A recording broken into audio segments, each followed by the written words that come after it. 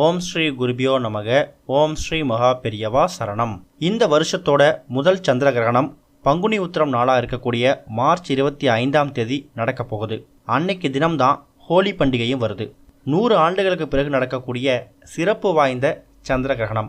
பொதுவாகவே சந்திர கிரகணம் அப்படின்னு சொன்னாலே அது கொஞ்சம் ஆபத்து வாய்ந்த நாள் தான். சூரியன், சந்திரன், பூமி இந்த 3 விஷயமும் ஒரே நேர்கோட்டில் வரும்போது கிரகணம் ஏற்படுது. சூரியனுக்கும் சந்திரனுக்கும் இடையில பூமி வரும்போது சூரியனோட கதிர்கள் சந்திரனை ஒளிவிடாமல் தடுக்கும். அதுதான் சந்திர கிரகணம்.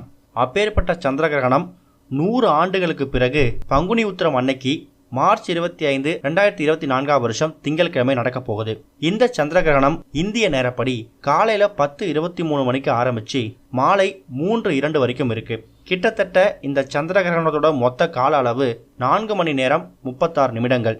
இந்த சந்திர கிரகணம் பெரும்பிரல் சந்திர கிரகணமா இருக்கும்னு அறிவிச்சிருக்காங்க.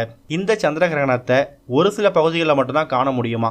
அதுல குறிப்பா இந்திய நேரப்படி சந்திர கிரகணம் பகல்ல வர்றதால அதை நம்ம பார்க்க முடியாதான். இந்தியாவில் தோஷ காலம் பொருந்தாதுன்னு ஜோதிட நிபுணர்கள் தெரிவிச்சிருக்காங்க.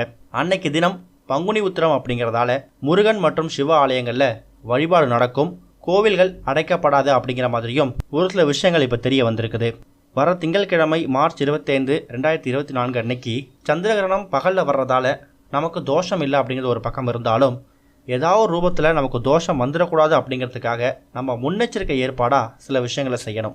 அதில் முக்கியமான ஒன்று என்னன்னு கேட்டிங்கன்னா, நம்ம குடிக்கக்கூடிய தண்ணியில் கண்டிப்பாக ஒரு 2-3 இலைகள் துளசியை சேர்த்துக்கணும். கிரகண காலம் முடிகிற வரைக்கும் நம்ம குடிக்கக்கூடிய தண்ணிகளில் துளசி சேர்த்து குடிக்கிறது கொஞ்சம் நல்லது.